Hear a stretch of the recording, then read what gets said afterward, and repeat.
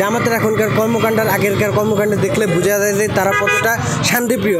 নারীর রাস্তায় সুন্দরভাবে বের হতে পারবে এবং তারা সহি সালামতে বাড়ি যেতে পারবে। অন্তত দেশে ইসলামী রাষ্ট্র কায়েম হবে এবং মানুষ সুন্দরভাবে চলতে পারবে। তা আমি আশা করি যে ইসলামী দলগুলো যেন যদি আসে তাহলে দেশের জন্য খুবই মঙ্গলজনক হবে এবং ভালো হবে।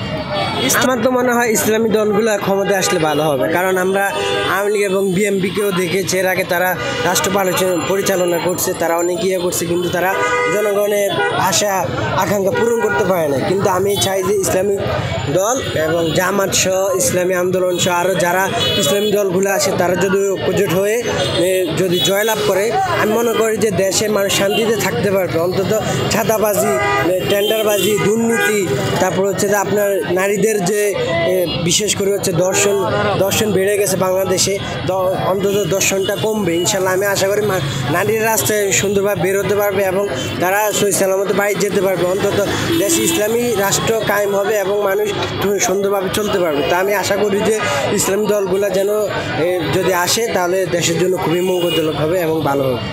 ইসলামী দলগুলোর মধ্যে নেতৃত্বের আসনে রয়েছে জামাত ইসলামী, তাদের ব্যাপারে তো ৭১ নিয়ে বিভিন্ন ট্যাগিং রয়েছে, এটা কি সাধারণ জনগণ গ্রহণ করবে?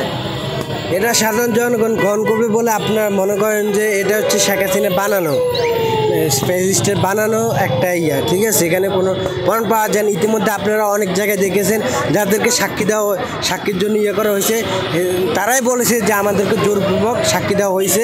এবং হ্যাঁ, কিছু আছে এমন নয় যে, কিন্তু বিএনপির মধ্যে আপনারা দেখেন যে অনেক স্বাধীনতা বিরোধী আছে, অনেক রাজাকার আছে। এই জামাত থেকে বিএনপি এবং আওয়ামী লীগের মধ্যে কিন্তু বেশি।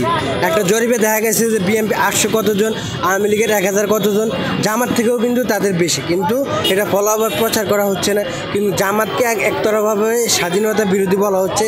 এবং আপনারা দেখতে পাচ্ছেন যে দেশে এই 71 দিয়েই কিন্তু মানুষকে তারা দমিয়ে রাখছিল, করে রাখছিল। সঠিক ইতিহাসটা মানুষ অবশ্যই এখন জানতেছে, বুঝতেছে।